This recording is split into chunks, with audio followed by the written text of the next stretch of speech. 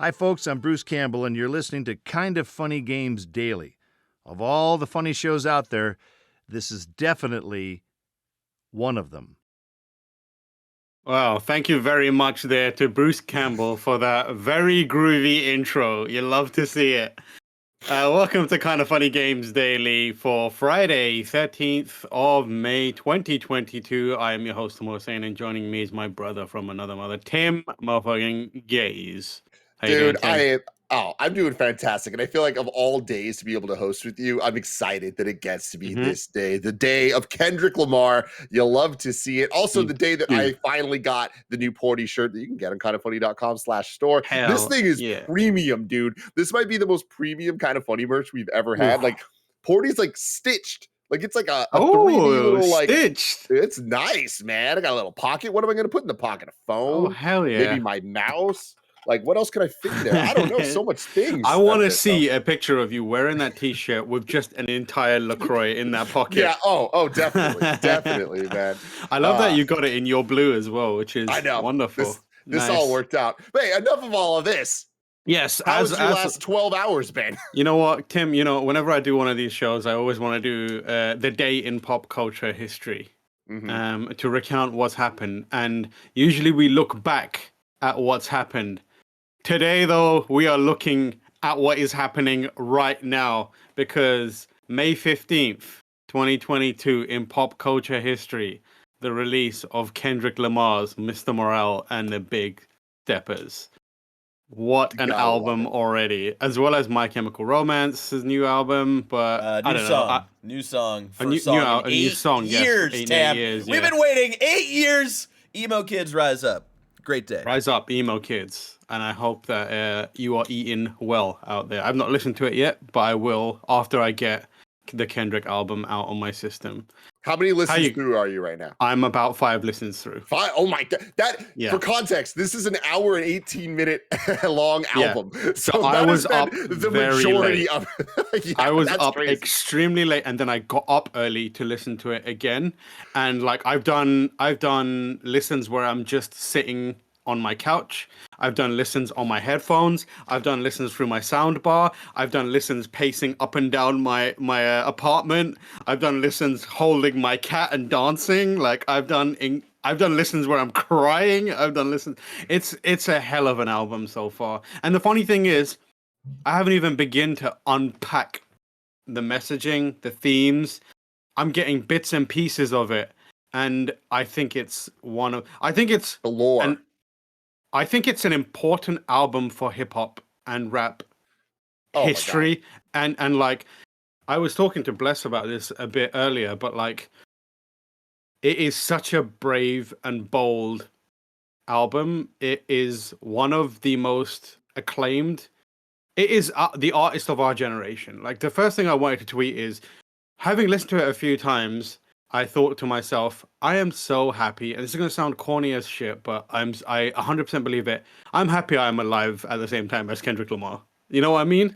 Dude, I totally feel it, man. You're right. Like this is a day in pop culture history that we're living through. I'm only at 1.5 listens through, but I can't wait this weekend to keep listening. Yeah. And I'm pleased to announce, I saw ZOVGM was tweeting at us, but we had already planned this. So I was like, this is the best news for him ever. On Monday, we will be recording a screencast review of this album. It's going to be me, Tam, Bless, and Roger. I'm very, very excited about that. Totally discussing our first weekend with this album, which I'm sure is just going to be, the surface level of where this album can go. But I definitely recommend everyone go check out the album this weekend and then come back, youtube.com/kindafunny screencast on podcast feeds next Monday for all of your Kendrick thoughts. There's tour dates now. So I really hope he's coming to San Francisco because we gotta go. Are we getting to San Francisco? Check in now. I saw him on the damn San tour. Francisco. Really? Well, there's Oakland. No, maybe there's Oakland. Yes, there is Oakland. There's Oakland, September and August. We gotta go. Go. I am down. I saw Dave, Santan Dave, recently, and it was incredible. So I'm like feeling a little more comfortable about going to actual live concerts, and I'm 100% going to this one. Incredible. Love it. I saw Damn live in London as well. It was unbelievable. It was mind blowing. But yeah, this album is important. It feels like I've had a real problem with a lot of rap and hip hop lately, where it just feels largely vapid and braggadocious, and no one's really got anything to say of importance.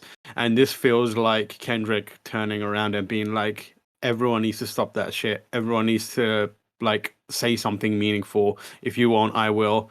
And it is like, it reminds me of a line in Mask Off where he basically says, how do you let a conscious rapper go commercial? And this is him leveraging that kind of line and that moment where a conscious rapper has gone commercial and and having done that, is using that moment to tell the industry, like, these are important issues. Because this is an album that speaks to, it's personal, it's like about trauma, it's about being shaped by not being loved and having having a good father figure, or having a certain type of father figure. It's about, it's about being trans. It's about being, having relationships that are like destructive but also important. And it's such a dense album, and I just cannot wait to keep digging into it. And we're gonna get all into it. No, we're gonna get into it next week. But for this week, we've got for this episode of Kind of Funny Games Daily. Anyway, we've got a bunch of cool news stories, interesting news stories. We've got a release date for the Dead Space remake. We've got a PlayStation exec saying very stupid things, and we've got a potential Silent Hill leak and more. Because this is Kind of Funny Games Daily, where each and every weekday at 10 a.m. live right here on twitch.tv/kindoffunnygames, we run you through the nerdy news you need to know about. If you're watching live, you can correct us when we get stuff wrong by going to kindoffunny.com/you're wrong. If you don't want to watch live, you can watch later on youtube.com/kindoffunnygames, roosterteeth.com, or listen later on podcast services around the globe by searching for Kind of Funny Games Daily. Remember, as always, you can use the Epic Creator Code KindaFunny on all Epic Games Store and Epic in-game purchases like Rocket League or Fortnite to help support the channel. And to be part of the show, you can go to patreon.com/kindoffunnygames, where bronze members are above, get to write in, and silver members are above, get the show ad-free along with the exclusive daily post-show. Housekeeping, I mean, goddamn, one time, why can't it be a bad game of sweeping? In case you missed it, there is a new episode of the Kind of Funny Xcast where the crew is joined by Joseph Staten to talk about Halo Infinite Season 2. You can check that out on youtube.com/kindoffunnygames and, of course, podcast services. There's a really fun, really interesting, really cool, brilliant episode of KFGC live right now on youtube.com/kindoffunnygames. Someone called Lucy James joined the Gamescast crew to talk about their top 3 working game developers. I don't know who that is. Doesn't seem important. You can go and tell them your picks and yell at them for their ones in the comments there.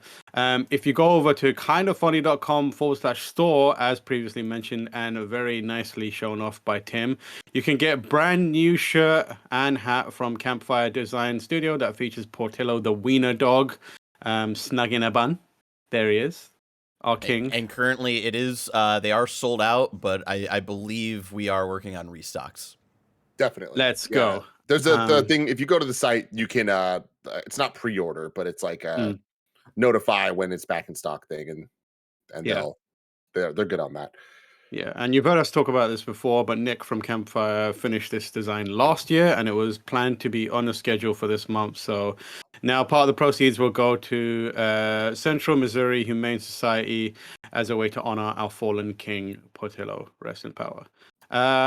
Similarly, when Portillo passed, Andy shared a Metal Gear Solid-inspired Porty design that he never finished, but after a lot of encouragement from the best friends and a lot of yelling from Greg, he finished it, and it's the platinum item on patreon.com/kindoffunny and patreon.com/kindoffunnygames this month. If you subscribe at the platinum tier anytime this month, you'll get that limited edition t-shirt. Of course, it is the Fox logo, the Fox Engine logo, which is incredible. That Really looks so quick, good. the last piece of housekeeping, new episode of PS I Love You up this morning, all about clearing out their backlog, admitting what games they're giving up on, what games they realistically are going to finish, and also talked about some news stories of maybe the lead of a certain Sony company talking some real dumb shit. So if you want to get their takes on that, you can listen today.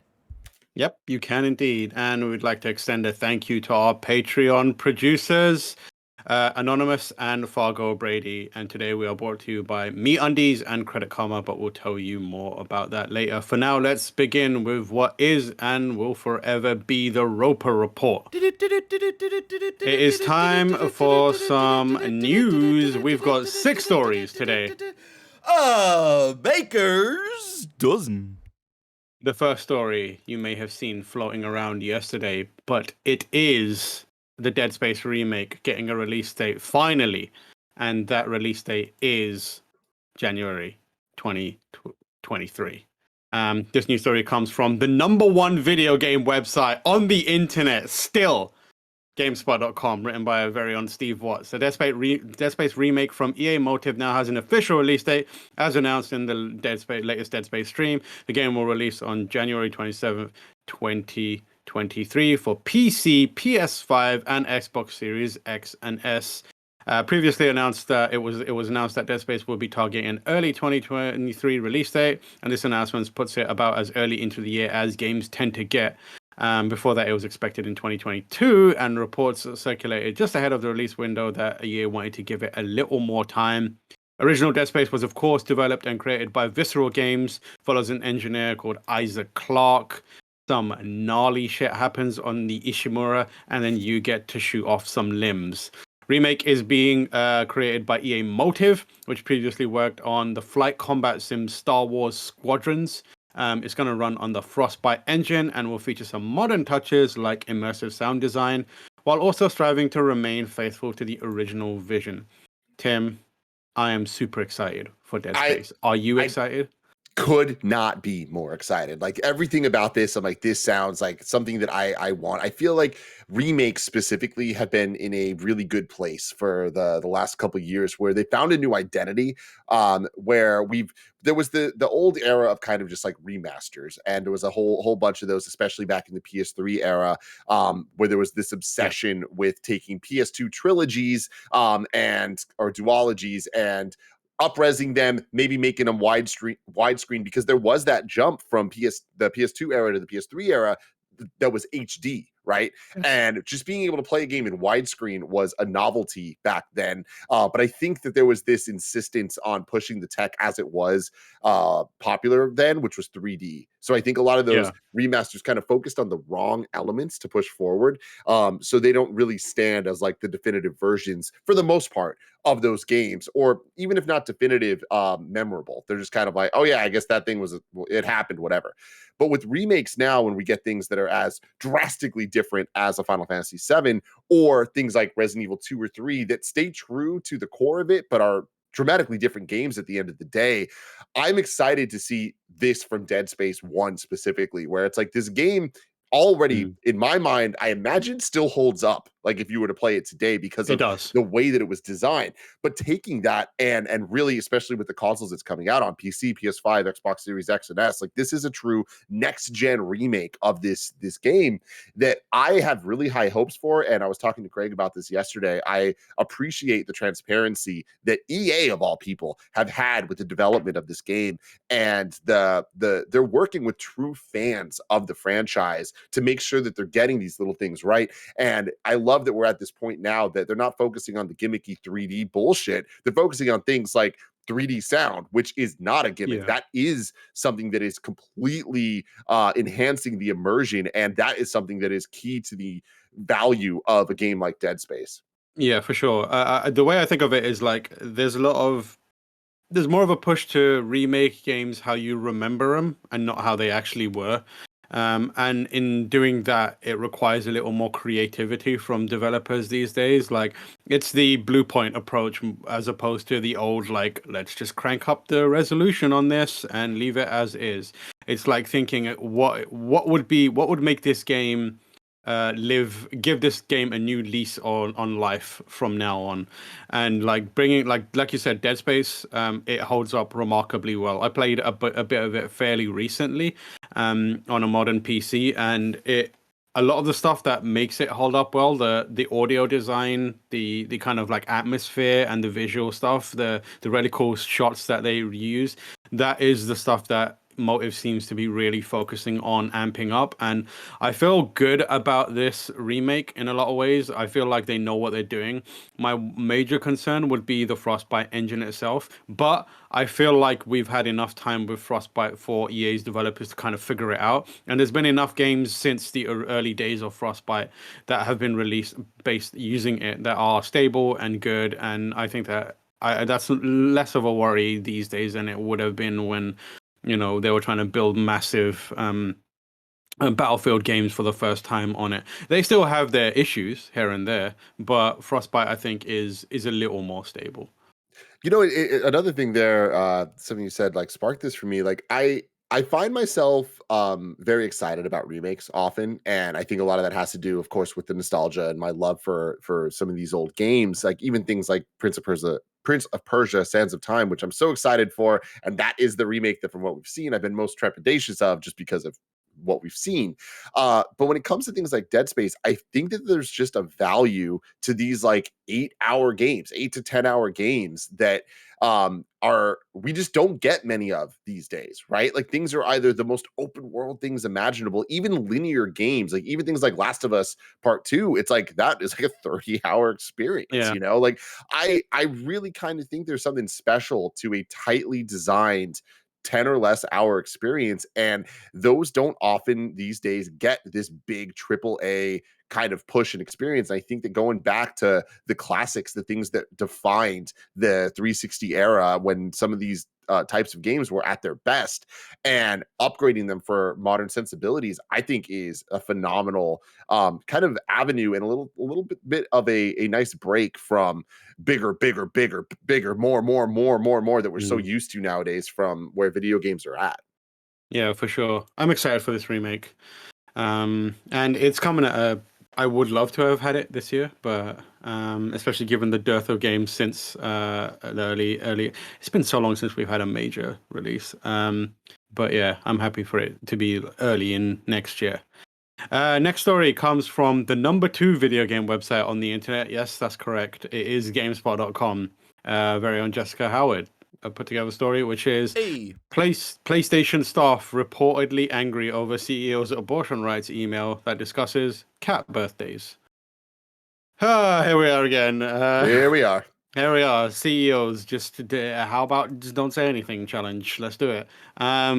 Staff members at PlayStation are reportedly angry following CEO Jim Ryan sending an email to employees urging them to respect differences in opinion on abortion rights before writing at length about his 2 cats' first birthday party. According to Bloomberg, the email begins by addressing current events, such as the recent leak of a U.S. Supreme Court opinion draft signaling the intent to overturn Roe v. Wade, the landmark case which federally legalized abortion. Ryan did not take a stance on the subject in the email, instead writing that the company and its employees are multifaceted and diverse, holding many different viewpoints.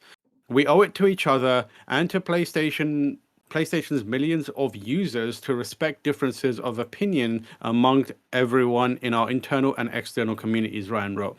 Respect does not equal agreement, but it is fundamental to who we are as a company and as a valued global brand. Ryan then went on to write 5 paragraphs on something lighthearted to help inspire everyone to be mindful of having balance that can help ease the stress of uncertain world events. His cats. The CEO described his 2 cats' first birthday party, including their cakes, and his desire to get a dog one day. In internal discussions viewed by Bloomberg, PlayStation staff members expressed anger at the tone of the email, writing that they felt Ryan had trivialized their rights. One employee reportedly stated they had never been so mad about a cat birthday before. While it is not unusual for companies to shy away from making political statements, especially ones regarding abortion, Ryan's attempt to put employees at ease with cat stories might be a first. GameSpot reached out to Sony for a comment regarding Ryan's email and is still waiting for a response. One company that did take a stand against the Supreme Court's apparent attempt at overturning Roe v. Wade, however, is Destiny developer Bungie. In a blog post shared on the studio's official website last week, the company called the decision a direct attack on human rights. The company then listed a number of pro-choice organizations supporters can donate to, including URGE, the Unite for Reproductive and Gender Equality, and NARAL Pro-Choice America. Ironically, Bungie is a company owned by PlayStation.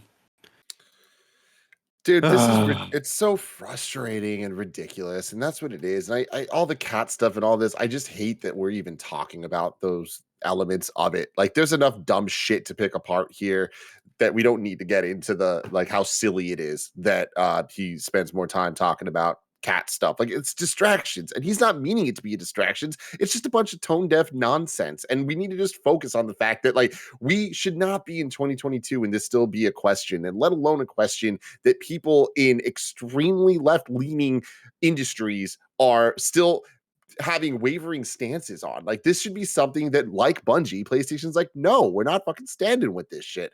And like, I do think that there is the side of it where we're seeing more and more companies kind of stand together and put their foot down and be like, no, we're doing this. And once one does, I think others are like, oh, we should do that too. And it's not a following in line of like, oh man, like we have to do this because we're being bullied into it. It's more like, oh shit, there's value in us coming forth and being public about our stance on this. We're standing with it. We believe in it. But to say I believe in it makes such a bigger wave and such a bigger push, and it motivates others to do the right thing. And I think that is why this is extra frustrating, is Bungie did the right thing. And PlayStation right here are not doing the right thing, not doing the wrong thing in terms of the stance on it, but by not doing the right thing, you are doing the wrong thing. And that, I think, is the biggest problem that they're having here. And Jim Ryan puts his foot in his mouth every other day. And like, you know, all of these, the CEOs and leaders of these businesses, we pick apart every word that they put out, and we make fun of them, and we are sarcastic about it, and we take it for its worst value, all of that stuff.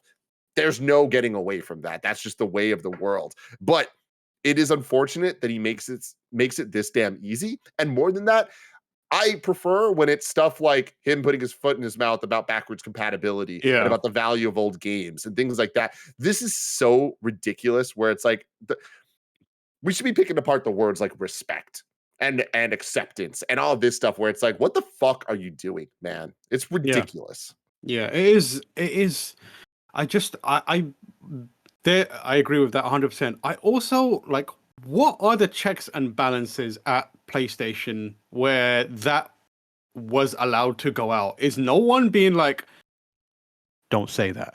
That's a stupid thing to say. And this, we discussed this on PS I Love You again. You know, we just put up a clip on social of Janet's thoughts on this and her breakdown of this.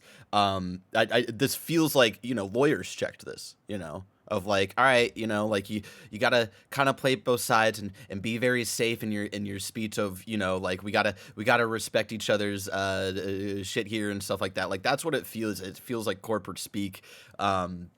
And it just, like, it really makes you question of, like, does, you know, Jim Ryan care about any of his female employees in this situation and stuff like that? You guys said it earlier of, like, when you know, keeps silent, you're standing with the side of the oppressor. And, you know, that's something that, you know, the head of PlayStation made very clear yesterday to me.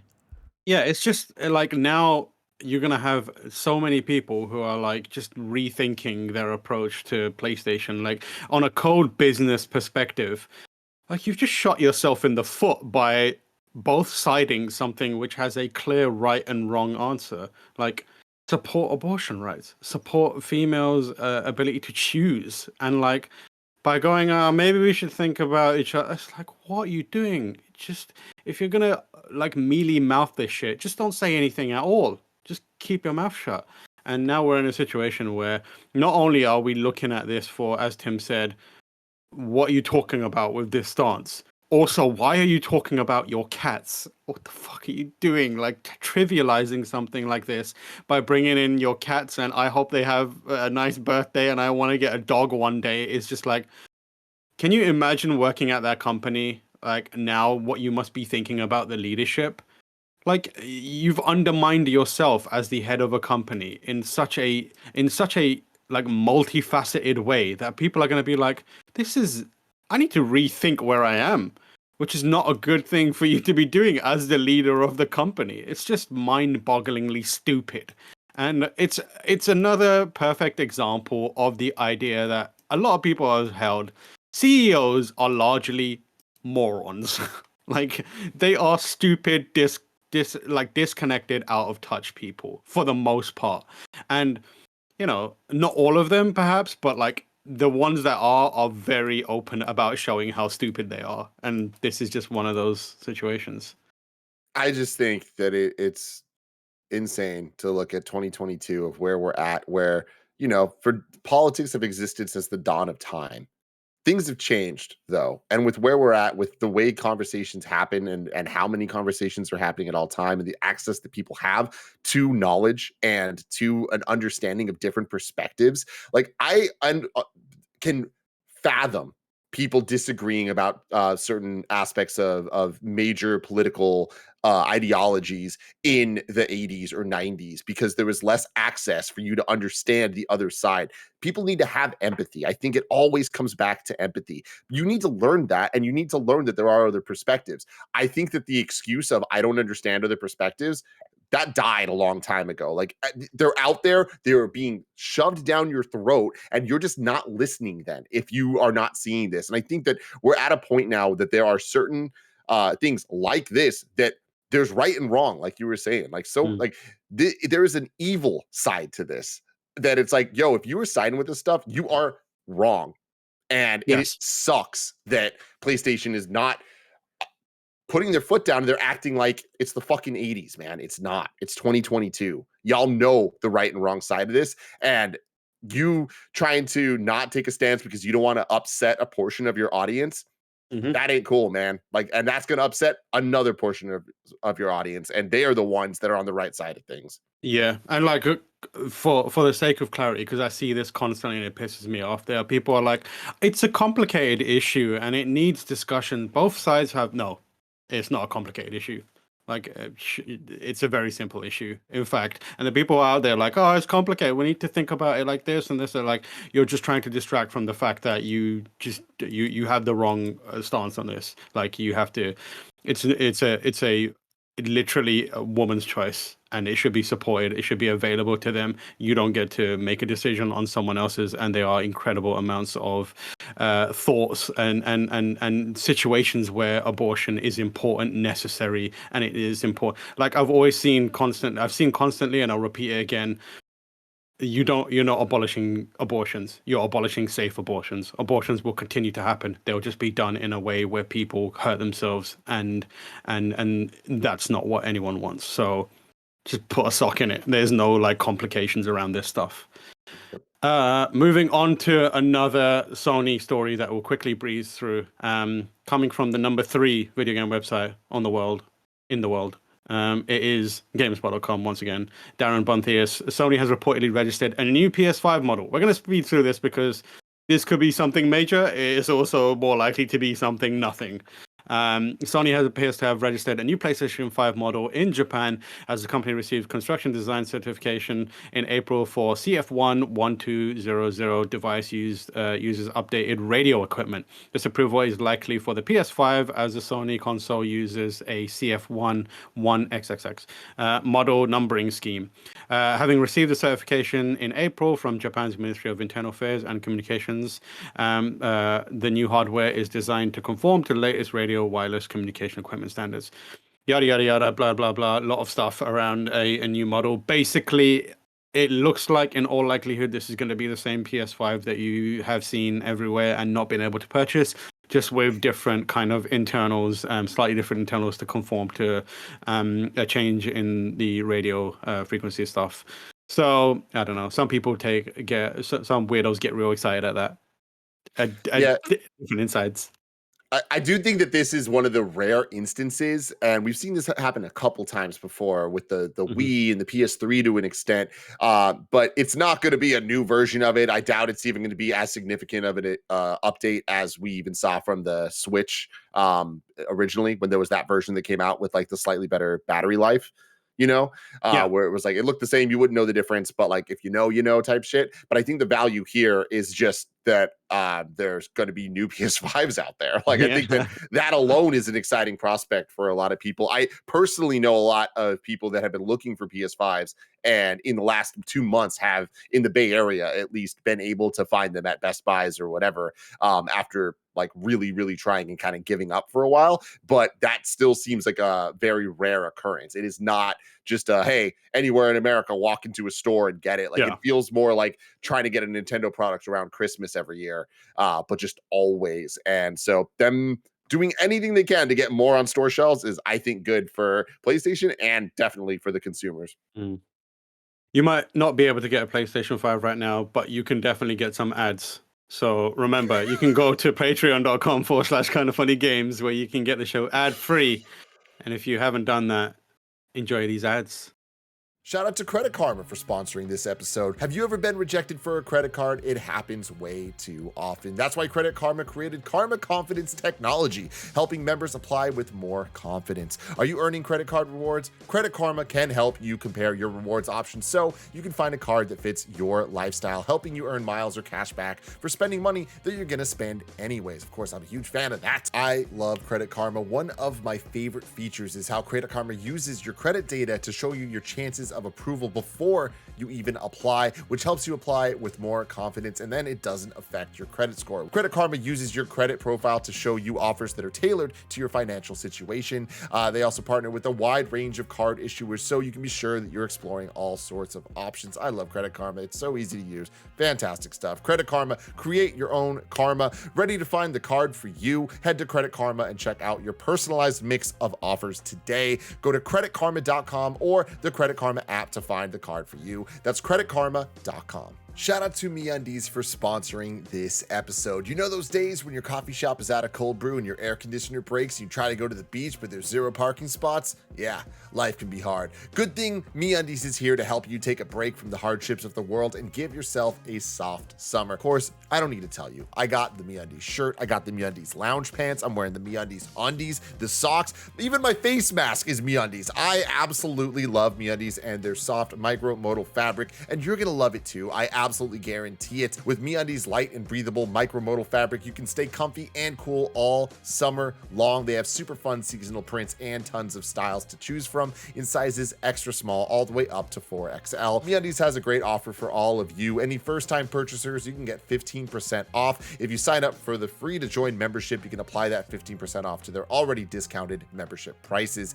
To get 15% off your first order and 100% satisfaction guarantee, go to MeUndies.com/KindaFunny. That's MEUNDIES.com/KindaFunny. Our next story comes from the number 3 video game website. Is it 4?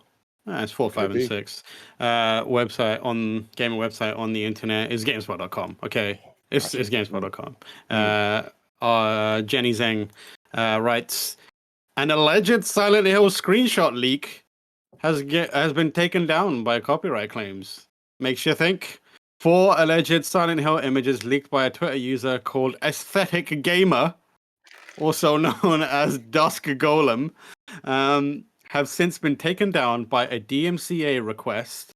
While people were in doubt over the validity of the image, the copyright claim suggests that the leaks are real. Hold on. And I want to stop you right there real quick. Mm-hmm. Dusk Golem, KindaFunny.com/you wrong me if I'm wrong about this, but I'm pretty sure that they're one of the big deal leakers that has gotten a lot of things right. Like they leaked, if I remember Resident correctly, Evil, Soul Calibur, some other things. Yeah. So in the tweet, in the original tweet that shared the image, Aesthetic Gamer, aka Dusk Golem, said, "This is from a relatively new source for me.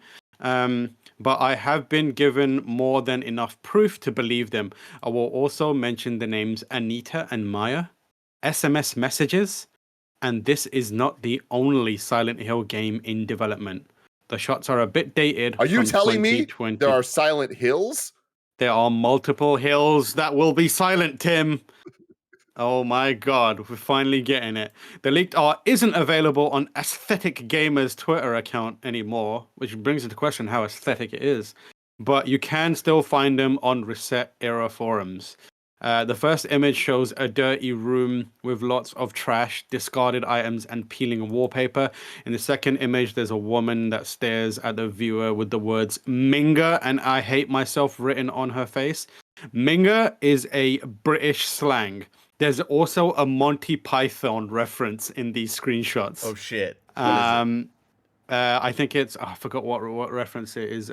He's a very, very naughty boy or something like that. One of them ones. Okay. But yeah, it seems like there's a UK component to this Silent Hill experience. Interesting. I think the Monty Python reference is in the Hall of Sticky Notes. There's a colored ominous red. Unknown figure standing at the end of a hallway. The word pervert and another profanity can be seen. Fourth image looks like concept art version of the third image, and Masahiro Ito's creator of the iconic pyramid head design signature can be seen in the lower right corner. As for the Aesthetic Gamer's cryptic description about what we can expect, SMS messages likely refers to the old rumor about a real-life interactive component that sends you a text message. Over on Reset Era, Aesthetic Gamer also claimed that Sony is still involved and Konami was the one who filed the DMCA. The SMS thing was tied to Kojima's Silent Hills thing. As you can imagine, speculations are flying abound with which studio is producing the new Silent Hill game. Popular names include developer Bloober Team, since the company is said to be partnering with Konami on new projects. Nothing's confirmed yet, so we have to wait for more information. As for aesthetics, oh no, we read that one. So yeah, there's a bunch of Silent Hill info reportedly leaked going around. I think the kind of idea that there was a time when a couple of people were saying this looks fake, but then the fact that it's been DMCA'd has kind of given credence to the idea that it's real. So it's exciting. Silent Hill's been gone for a really long time. I found another leaked image. I found the hills. Here they are. Okay. Look how silent look they at are. them. Oh my god, not a single Silent. sound They're coming alive out with of the them. sound of music. Yeah. Yeah. Those hills like looking clean, real clean. They need to be like soaked in blood and shrouded in fog. So much fog. Yeah, An so much fog. impossible amount of fog. Yeah, I'm very excited about the idea of Silent Hill coming back, and I think with every new successful Resident Evil game, a new Silent Hill is more likely. And the last one was pretty successful for Capcom, so I feel like it's only a matter of time. It is no surprise to me to hear that there's multiple Silent Hill games in development, if that is the case. So I am ready and willing to play more Silent Hill. How do you feel about this, Tim? I've never been the biggest Silent Hill person, just because of more exposure than anything. Like Silent Hill 2 was the one that I was most into, and I was mainly in it for the music because Laura's theme is the dopest shit of all time. But Silent Hill is one of those things that people get really excited about, and I was most excited about it in the PT era, and the idea of Kojima being involved and Norman Reedus and all of that. A new Silent Hill, I honestly, personally could not care less for. But I am excited. Like if it were to actually be real and happen, I think that I'd be more excited for the people that are actually looking forward to it. I think that there are a fair amount of them out there. The thing is, the Silent Hill series is not like a blockbuster mega seller, like up till 2019. So it's been a couple years, but the entire franchise sales is 9 million. And it's like, that's, especially with where Resident Evil is at these days, where it's like breaking its own records and like really kind of selling more than it kind of ever has consistently. I wonder where Silent Hill kind of functions as a survival horror type game and like what that could even look like. Because I think that the prestige of Kojima and that like kind of like PlayStation push potentially could have made that like a bigger deal and like kind of made the IP rise. But I think that from what we're seeing in the screenshot, I get more of the vibe of it's going to just be another Silent Hill game, which that is probably a good thing to people that are hungry for that. But I don't know that it's going to like dramatically reshape what a Silent Hill game is. But the fact that they're talking about multiple games, I don't know. Maybe there's something there. Yeah, I feel like Silent Hill has always been the kind of art house kind of reaction or like response to Resident Evil's more popcorn blockbuster movie, if you know what I mean. Like the Resident Evil games are where you go for like these like very palatable, like mainstream kind of horror experiences, while Silent Hill is where you go for, you know, like the really, really like scary shit, like the stuff that is trying to do interesting things and really play with the medium. And I think that I hope that they lean into that again. You know, Capcom has the kind of popcorn blockbuster survival horror genre locked up right now in a lot of ways, and I think the space for Konami or whoever is taking point on it to really slot themselves into is by leaning into the stuff that it seemed like Kojima was going down the path of. Even if they can't use Kojima, I hope they're still thinking about his ideas, because obviously there was discussions about Redis being involved, about Del Toro having an impact on it, and also Junji Ito working on it. And like that is the angle I hope that they pursue. If they come out with like a, hey, we were inspired by Junji Ito, we were inspired by, you know, Del Toro's kind of weird visual language and that kind of stuff, I feel like there's a good opportunity for them to make a big comeback. But if they have multiple titles in development, maybe they have a separate kind of arm of it where it's like, we'll do one of these like Silent Hill games for the horror weirdos, and then we'll do one for the action weirdos, and together we'll have a nice two-strand approach to this franchise and bring it back. There was some really great back in the day, like Shattered Memories is still like one of the coolest games in the Silent Hill. Was that the PSP one? No, that was the Wii one, but I think it appeared on PSP later. The Wii one, it was like I think Shattered Memories was the remake of the first one for the Wii, but it was really cool. Yeah, it's interesting. Like I was saying earlier, I wonder what Silent Hill's place in the industry is these days when, like you were saying, Capcom kind of has Resident Evil locked, but then on the other side, we have things like Evil Within that I think kind of, in some ways, took up that more art house horror vibe. But I don't know. I mean, I'm rooting for it. I mean, it's a legendary franchise, and I always love when you can kind of reinvigorate things that haven't really been relevant in a long time. And I think that the potential is there. Like they made a movie of it, right? Like there's definitely an audience for it, and the name has recognition. So if you put the right team behind it, that's great. I don't know if Bloober's the right team. I was not a fan of the medium, but mid-game by definition, it's literally the medium. Let's go on to our next story. Real quick, gonna run you through some MPD news. I took a big old chunk of text from the number 456 video game website, GameSpot, but I'm just gonna boil it down to I'm gonna give you what you want. I'm gonna give you a top 10 list for this shit. Okay. Please. MPD have put their stats out, and let me tell you about the 10 best-selling games of April 2022. Tim, I'm going to do 10 to 1, but I'm not going to say 1 immediately. I want you to guess if you don't already know. Number 10, Pokemon Legends Arceus. Number 9, Gran Turismo 7. Number 8, Mario Kart 8. Number 7, Horizon Forbidden West. Number 6, Call of Duty Vanguard. Number 5, Nintendo Switch Sports. Number 4, Kirby and the Forgotten Land. Number 3, MLB The Show. Number 2, Elden Ring. Number 1. What do you think the number 1 game, top-selling game, top 10 of April 2022 was? What? I was confident it was Elden Ring. Oof. Hold on. Whoa. Give me the top 5 again. The top 5 was Switch Sports 5, Kirby, Forgotten Land, MLB The Show 22, and number 2, Elden Ring. What was number 10 again? Number 10 was Arceus. I got it. I know what it is. Go on. I got it. Lego Star Wars. Lego Star Wars? That is correct. Yes! Lego Star Wars, the Skywalker Saga at number 1.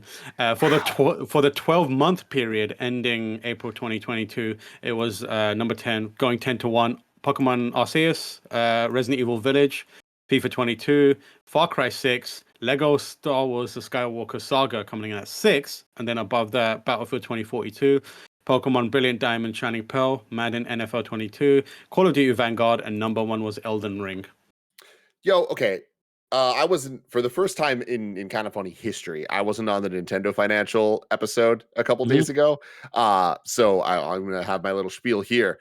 Y'all, Pokemon is insane. I know we've always known that, but the numbers that came out for Brilliant Diamond and Shining Pearl are absolutely Wild. bonkers. They are the highest selling remakes of a Pokemon game. And when you put that in context for how much Pokemon already sells, the fact that the Switch's library is just continuing to dominate and those evergreen games are just getting more and more millions of views every year we check in, and like we have that top end right with Mario Kart and Animal Crossing, Smash, and all that. But what about Pokemon? That top 10 list is slowly just going to get dominated by these little creatures, and it's absolutely insane. Number 10 on the list here this month, Pokemon Legends Arceus. Is that just going to continue as well? And then Diamond and Pearl, and then we have the new ones coming out this year. Like, holy shit, they have just cash cows on their hands. Pokemon's killing it. Like, no, and like, yeah, you're saying, and like, as you said, like they're putting out so many of these games that it's now conceivable that at some point in the future, a Nintendo chart could be dominated by a Pokemon game, top to bottom, and that would be fascinating to see. So for each individual platform, for April specifically, Lego Star Wars was the number one best-selling game. Year to date, 2022, top 10 games, Elden Ring is number one. So there you have it. That's the MPD breakdown. And then a final story for today. Sega says it is planning multiple remakes, remasters, and new games this year. This comes from my homie Chris Scullion at VGC. Sega has promised a significant increase in new titles by the end of March 2023, including new remakes and remasters of its classic games. In a presentation detailing its results for the fiscal year ending March 2022, the parent company Sega Sammy reported strong sales of console and PC games, citing increased profits compared to FY 2021 and forecasting even higher numbers for FY 2023. It puts the forecast down to a significant increase in titles, as well as continued revenue from large number of new titles. So there's a bunch of like remakes and remaster spin-offs or change of themes, which it says is planning multiple titles for. According to Sega, in the last financial year, it sold 4 million games that fell into this category, including Sonic Colors Ultimate, Super Monkey Ball Banana Mania, and Lost Judgment, which is considered a spin-off of Yakuza. The Sega is basically planning a bunch of new games, and there's been reports in the past that Sega is working on big budget reboots of Crazy Taxi and Jet Set Radio, but these are so early in development that they almost certainly won't be amongst the remakes and remasters planned for financial year 2023. Bloomberg report last month cited sources claiming that 2 reboots will be the first titles in Sega's Super Game initiative. And this is a 5-year strategy involving what Executive VP Shuji Utsumi previously called the development of AAA titles that cross over Sega's comprehensive range of technologies. So, Sega's working on a bunch of games. Exciting times for fans of Sega. Especially, I'm one of those. Like I'm very excited about this. Like the idea, like this whole Super Game initiative, it's so funny and it's so silly, and especially for Sega at this point that has really become a shell of its former self over time. But I think that they have a couple gems in them every once in a while. And while I don't have full faith in something like a Jet Set or Crazy Taxi Super Game initiative, big what's the word they use for this? Super Baby method. The big budget reboots of these franchises, like I'm kind of interested. Like I don't know where that's gonna fit in modern times, but like I want to see what that looks like. And I really loved Crazy Taxi back in the day, and I don't know that it really would work now, but if they can make it work, I think that'd be fun. I know that Jet Set can work. I think Skies of Arcadia would be a great game to bring back as a remake, more of a Sonic Colors type remastering, where it's like not from the ground up, not a big budget thing, but like get the taste out there to see if people can latch onto it, because Sega coming out with like a big budget eventual sequel to that game, I think they can turn that thing into a franchise. Like Golden Sun and Skies of Arcadia are the types of RPGs that if you were there, you fucking know, and like you loved them. But I don't think that they have that mainstream appeal nowadays, but I think that that can change. Like I think with the right kind of push and love, like people could be really into that. If anyone from Sega is watching this, I'll said it before and I'll say it again. I will very happily write you a story for Crazy Taxi that involves the old Crazy Taxi crew trying to wage a war against a fake version of Uber and Lyft in the city. I love Trust it. me. My boy JD. Let's do it. Out today. Oh wait, no. I skipped a whole page there. I skipped a good bit of jingle there. You hate to see it. I hate to see it. Here we go. I've got it. Mm-hmm. It's going to be some time before Crazy Taxi arrives, Tim.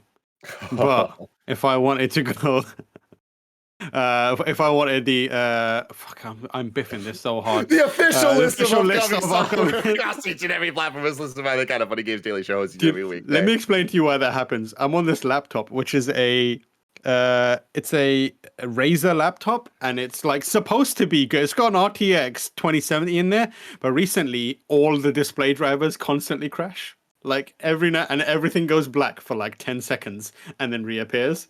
So as I started talking there, everything went black, and I was like, "Oh, you gotta update those drivers, man."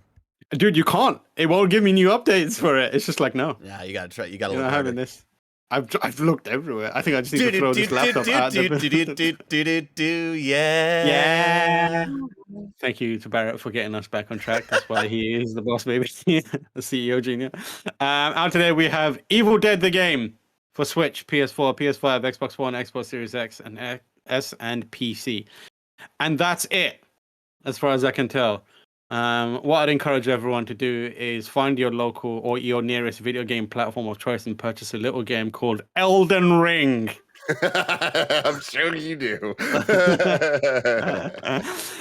New dates. Kirby 64 is coming to a Nintendo Switch Online expansion pack on the 20th of May. In my entire life, Tam, there are two video games that stick out to me as the biggest disappointments of purchases I've ever made. This was the first one, Kirby 64, Kirby and the Crystal Shards. It was just not, it was back in the day where I'm not watching trailers. Like, you're not seeing what these games are. I imagined it was going to be like Mario 64, right? Like, I knew Mario on the Nintendo, and then I knew Mario on the N64. I knew Kirby on the Nintendo. You could kind of do the math. Nope, didn't work that way. This game was so not what I expected, and I don't know if it's a good game or not.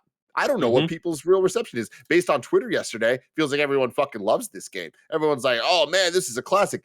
I don't trust them. I've never heard anybody talk about Kirby 60. I didn't even know there was a Kirby 64. You have 64 of these little fucks running around? It's more like Kirby 64, the Crystal Shards. Yeah. Damn, thank you. How did we get this before we got DK64, an actual true classic? It's a good question. It's a good question. And I don't want people being like, "Oh, Rare made it so they don't." They re-released it on the fucking Wii U. They own the rights to the fucking game, chat. All right. Where is DK64? I enjoyed Kirby and the Crystal Shards more than I enjoyed. Damn, I'm kicking you out of this fucking episode. I thought you said Tam. I was like, I'm catching strays for no reason. But Devil May Cry 2 was the other one. I'll never forget. I've told this story a million times, Tam, but I pre-ordered it. Could not be more excited. I'm like, holy shit, we're getting this sequel. It's bigger. It's badder. Let's fucking go. I get to EB Games. I got my little pre-order slip, and I walk up to the guy, and he goes, "Oh, you didn't hear, did you?" And I was like, "What are you talking about?" And he points to the Game Informer that was like right next to me. He's like, "Dude, look at the review." And I opened it. I looked. I was like, "No." I think it was like a 3 out of 10. And I'm like, "I don't believe you. No fucking way." I did the same thing. I convinced one of my parents to buy me that game. It was the one game they were gonna buy me, and I chose wrong, baby. God. Real quick deals today. We got Batman Arkham Knight on Steam is basically $3 on GMG Kingdom Hearts all-in-one package for PS4, $30 on Amazon. Disco Elysium: The Final Cut is $14 on GOG, and Legacy of Kain Soul Reaver 2 on Steam, which on Steam is 90 cents, and on Fanatical is 97 cents on GOG. So please buy Legacy of Kain Soul Reaver 2 so we can get a new one of those games. Read a mail real quick. Are we running too far over to do this, Barrett? Yeah, let's keep the reader mail for the post show. And let's save it. Let's save it. All right, there you go. There was no you're wrongs. We got everything right. Everything right. You love to see it. If you're watching live on Twitch after this, what is after this? Is it more KFW? We are streaming Evil Dead the game. Hell yeah. It'll be Greg Miller, Mike Howard, Andy Cortez, Roger Picorni, and myself getting in there and messing up some scary zombies and stuff and messing with each other, and it's gonna be a fun time. I see Mike's feed already. He looks like a knight from like olden times, and I don't know what the context is there. Yeah, how do you do that? Evil Dead, the universe and lore, but I'm excited. Oh wait, no, I don't know what that is. Yeah, I know what that is. If you want to watch that stream later, make sure you subscribe to youtube.com/KindaFunnyPlays. Remember, this has been Kinda Funny Games Daily, where each and every weekday live right here on twitch.tv/KindaFunnyGames we run you through the nerdy news you need to know about. We've got a Patreon post show for those that are subbed on the silver level of patreon.com/KindaFunnyGames, so stick around for that. Otherwise, until next time, laugh and grow fat.